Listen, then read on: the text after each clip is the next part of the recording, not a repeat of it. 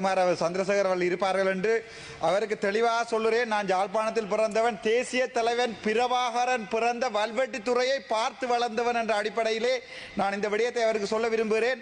நாங்கள் சர்க்கஸ் கூடாரம் வைத்தாலும் அங்கே கழுதைகள் குதிரைகள் வந்து நின்றாலும் அவற்றுடன் சேர்ந்து படம் எடுப்பதற்கு தயாராகத்தான் இருக்கிறோம்.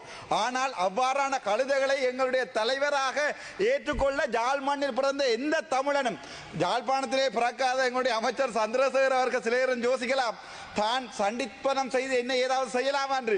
44,000 போராளிகளை உயிரோடுத்த என்னுடைய தேசிய தலைவர் வழியில் என்ற என்ன உங்களால் இப்படி விரட்டையிலும் என்றது மிகவும் நகைப்புக்குரிய விடயத்துக்கு வருகிறேன். தேசிய அரசாங்க சக்தி இன்று வரை எங்களுடைய அண்ணன் எங்களுடைய இனத்தை காத்த ஒருவன் ஆனந்த சுதாகரன் விடுதலைக்காக இன்று வரை போராடி கொண்டிருக்கிறோம். அவனுடைய குழந்தைக்காக போராடி கொண்டிருக்கிறோம். விடுதலை செய்யவில்லை. முள்ளிவாய்க்காலிலே கொத்து கொத்தாக படுகொலை செய்த இராணுவத்தை பாதுகாக்கின்ற நிலைமைக்கு தான் தேசிய அரசாங்கம் போகிறது. அதுக்குரிய எந்த பொறுப்பு கூறலும் இல்லை. அது தவிர யாழ்ப்பாணத்திலே 3000 வேலை இல்லாத பட்டதாரிகள் இருக்கிறார்கள். யாராவது உங்களால் ஒரு நடவடிக்கை எடுக்க முடியுமா?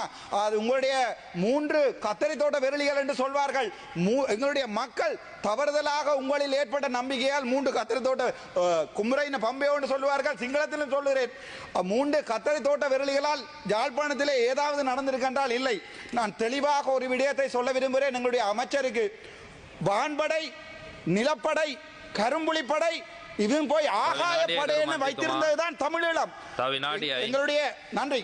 எங்களுடைய நீங்க போய் விக்கிபீடியா பார்த்தால் தெரியும். டிஃபெக்டோ ஸ்டேட் எனப்படுகின்ற ஸ்டேட்டை உருவாக்கிய தமிழ தேசிய தலைவர் பிரபாகரனுடைய பிறந்த மண்ணிலே போய், அது மட்டுமல்ல உங்களால் கொலை செய்யப்பட்ட ரவிராஜ் அண்ணாவினுடைய சாவச்சேரியிலும், உங்களை விட எனக்கு வாக்கு கூடிய சாவச்சேரியிலும் போய் எங்களுடைய மதிப்புக்கு உரிய ஜனாதிபதி போய் உள்ளூராட்சி தேர்தலுக்கு சர்க்கஸ் கூடாரத்தில் நின்று ஆடுவதற்குரிய தேவையை உங்களை யாழ்ப்பாணத்து மண் இப்போது செய்திருக்கிறது.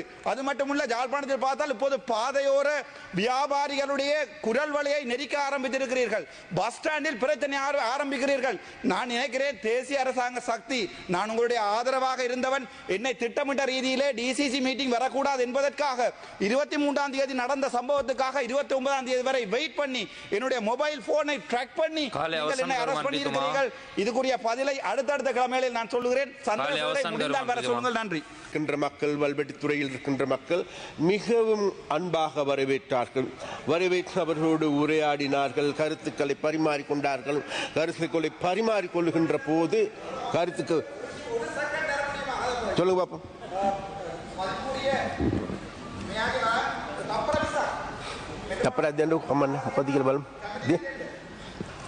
නම කියවුන්නේ කාලය අපරාධ යනවා.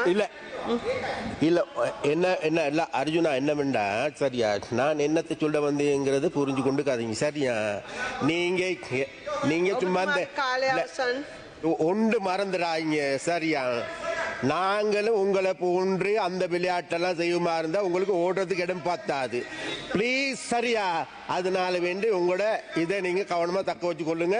சரியா நீங்க நடந்து கொண்டிருக்கோம் எல்லாத்தையும் எடுத்துக்கொண்டு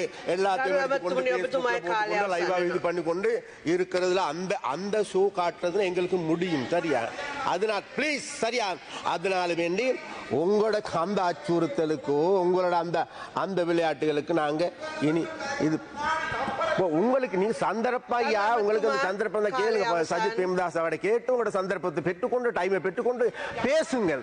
அப்படி பேசுறது விட்டு போட்டு உங்களுக்கு எதிர்கட்சியில கிடைக்க வேண்டிய டைமை கேட்டு பெற்றுக்கொள்றதுக்கு முடியல. உங்களுக்கு டைம் ஒதுக்கப்பட்டு இருக்கின்றது. உங்களுக்கு எதிர்கட்சி இருக்குது. அந்த எதிர்கட்சிக்கு මන්ත්‍රීතුමා ඔබතුමාට විනාඩි 8ක කාලයක් ලැබෙනවා.